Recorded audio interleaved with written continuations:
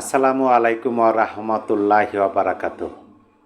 সম্মানিত দর্শক, এখন সেই ভারত বিরোধীরা কোথায়? যারা স্লোগান দিছিল দিল্লি না ঢাকা, দিল্লি না ঢাকা, সেই কালাপাহাড়রা এখন কোথায়? সেই কালাপাহাড়রা এখন কোথায়?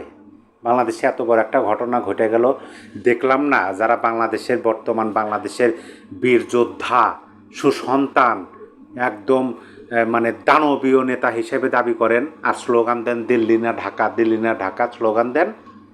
এত বড় ঘটনা ঘটে গেল মাইলস্টোন স্কুল অ্যান্ড কলেজে, তাদের কোনো মানে কথাই আমরা শুনতে পেলাম না, তাদের কোনো বিবৃতি নাই। অথচ যে ভারত বিরোধিতা কইরা, যে ভারত বিদ্বেষ দেশের মানুষের মধ্যে ছড়ে দিয়ে তারা আজকে ক্ষমতায় এসছে, সেই ভারতই সবার আগে সহযোগিতার হাত বাড়িয়ে দিল।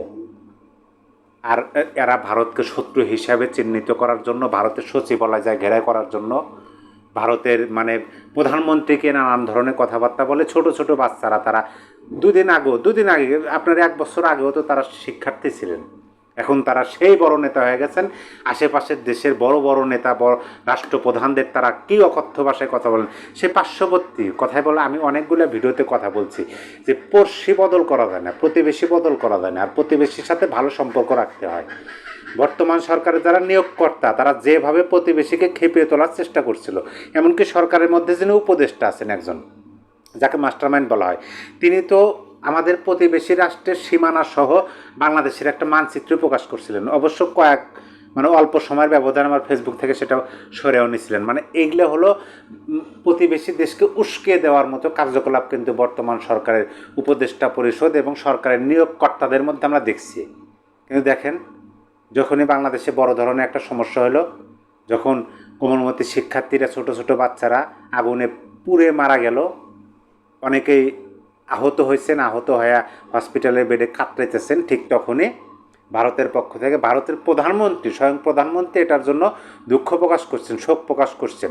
বাংলাদেশকে সহযোগিতা দিতে প্রস্তুত ভারত, মোদির শোক প্রকাশ। তারপরে যেদিন শোক প্রকাশ করছেন, ওই দিনই বাংলাদেশের নার্স এবং মেডিকেল ইকুইপমেন্ট তারা পাঠিয়ে দেওয়ার জন্য অলরেডি চলে এসছে মনে হয়। আমি আজকে ভিডিও করতেছি হচ্ছে আপনার জুলাই 23 তারিখ, আর জুলাইয়ের 22 তারিখে তারা পাঠাইছে। ঢাকায় আজই বিশেষজ্ঞ চিকিৎসক, নার্স পাঠাচ্ছে ভারত। আচ্ছা, এই বর্তমানে কালা পাঠাদের বিষয় পরে আসতেছি, তার আগে ভারতের প্রধানমন্ত্রী নরেন্দ্র মোদী কি পোস্ট দিচ্ছেন, দুঃখ কিভাবে প্রকাশ করলেন সেটা আপনাদেরকে শোনাই। নরেন্দ্র মোদী লিখেছেন, ঢাকায় মর্মান্তিক বিমান দুর্ঘটনায় বহু মানুষের, বিশেষ করে শিশু শিক্ষার্থীদের প্রাণহানিতে আমরা গভীরভাবে শোকাহত, মর্মাহত। শোক সন্তপ্ত পরিবারগুলোর প্রতি আমাদের হৃদয় থেকে সহমর্মিতা জানাই। আহতদের দ্রুত আরোগ্য কামনা করি। বাংলাদেশে ভারতের সংহতি রয়েছে এবং আমরা সব ধরনের সহায়তা ও সহযোগিতা দিতে প্রস্তুত। এইটা পোস্ট দিলেন তার এক্স হ্যান্ডেলে, ভারতের প্রধানমন্ত্রী নরেন্দ্র মোদী তার এক্স হ্যান্ডেলে এই দুঃখ প্রকাশ করে, এই শোক প্রকাশ করে এটা পোস্ট দিল। পোস্ট দেওয়ার পরেই ভারতের পক্ষ থেকে ডিক্লারেশন চলে আসলো যে আজই মানে 22 তারিখ, গতকালকেই ঢাকায় চিকিৎসার সরঞ্জাম এবং নার্স পাঠাচ্ছে ভারত। কী কী পাঠাইতেছে সেটা একটু আপনাদেরকে পুরাই শোনাই। সোমবারের এই দুর্ঘটনার কিছুক্ষণ পরেই ভারতের পররাষ্ট্র সচিব বিক্রম মিশ্রি বাংলাদেশকে ভারতের সাহায্যের প্রস্তুতির কথা জানান। এছাড়া দেশটির প্রধানমন্ত্রী নরেন্দ্র মোদী এক্স হ্যান্ডেলে, যেটা আমি আপনাদেরকে পড়ে শোনালাম, ভারত বাংলাদেশের পাশে আছে এবং সব ধরনের সমর্থন ও সহায়তা দিতে প্রস্তুত। বলে না যে আপনার প্রতিবেশীর সাথে, আপনার প্রতিবেশী যতই দরজাল হোক, কল্লা হোক, যতই আপনাকে দেখতে না পারুক, কিন্তু বিপদের সময় যদি আপনার প্রতিবেশী আপনার পাশে দাঁড়ায়, তাহলে আপনার বিপদটা অনেকাংশে কমে যায়।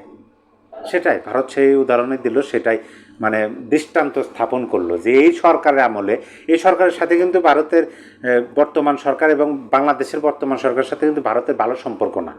ডক্টর ইউনূস সরকারের সাথে কিন্তু ভারতের ভালো সম্পর্ক না বর্তমানে। তারপরেও দেশের জনগণ, দেশের মানুষ, বিশেষ করে যে ছোট ছোট শিক্ষার্থী, শিশু শিক্ষার্থী, তাদের জীবন রক্ষার্থে তারা সকল কিছু অতিক্রম করে তারা নার্স এবং চিকিৎসক, নার্স এবং চিকিৎসার ইকুইপমেন্ট যা যা লাগবে সব পাঠিয়ে দিতেছে। তারা এটাও তো বলতে পারতো যে আপনাদের জন্য দরজা খোলা, আমাদের এখানে পাঠিয়ে দিন, মানে টাকা পয়সা খরচ করে পাঠিয়ে দেন, আমরা চিকিৎসা করে ছাড়িয়ে দিই। এটা বলে নাই, তারা নার্স ডাক্তারকে পাঠিয়ে দিচ্ছে। অনেকেই বলতেছে যে এটা ভিতরের একটা রাজনীতি আছে। আরে ভাই, রাজনীতি আছে বুঝলাম, রাজনীতি থাকতে পারে, কিন্তু যাদের সাথে বর্তমান সরকারের ভালো সম্পর্ক, বর্তমান সরকার নিয়োগকর্তাদের যাদের সাথে ভালো সম্পর্ক, পাকিস্তান, তারাও তো রাজনীতি করেন। তারাও রাজনীতি করে পাঠায় দিক চিকিৎসার সরঞ্জাম, চিকিৎসক, নার্স পাঠায় দিক, দুঃখ প্রকাশ করুক। করছে আজ পর্যন্ত, এখন পর্যন্ত তারা করবে কি? এই কালাপাহাড়াই তো করে নাই, এখন পর্যন্ত কোনো শব্দ শুনি নাই। বলুন তো, আর সেই কালাপাহাড়রা কোথায়? সেই ভারত বিদ্বেষী, ভারত বিরোধীরা কোথায়? মানে আসলে তারা ভারত বিদ্বেষী না, তারা হলো দেশ বিদ্বেষী। যেই দেশ বিদ্বেষী এই জন্য, দেখেন আমি আপনাকে যুক্তি দেই, যে যদি প্রতিবেশী রাষ্ট্রকে ফুঁসিয়ে তোলা যায়, প্রতিবেশী রাষ্ট্রকে যদি শত্রু হিসাবে চিহ্নিত করা যায়, এবং তারা যদি মনে করে যে আমাদের প্রতিবেশী শত্রু, আমাদেরকে শত্রু মনে করে, তাহলে আমাদের সাথে শত্রুপূর্ণ ব্যবহার তারা দেখাবেন, শত্রু ভাবাপূর্ণ ব্যবহার তারা দেখাবেন। তারা আমাদের সাথে বিভিন্ন ধরনের মানে আমরা যেন কোণঠাসা হয়, আমরা যেন মানে ওই বলে না যে ভিক্ষার থালা হাতে নিয়ে ঘুরি, সেরকম তারা ব্যবস্থা করবে, যেহেতু তারা বড় রাষ্ট্র।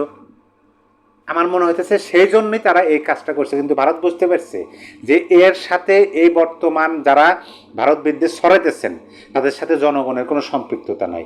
জনগণ চায়, বাংলাদেশের জনগণ, আমরা সাধারণ মানুষ বাঙালিরা চায় যে ভারত আমাদের পার্শ্ববর্তী রাষ্ট্র, ভারতের সাথে আমাদের সম্পর্ক, সুসম্পর্ক থাকুক, সুখে দুঃখে যেন পাশে থাকে।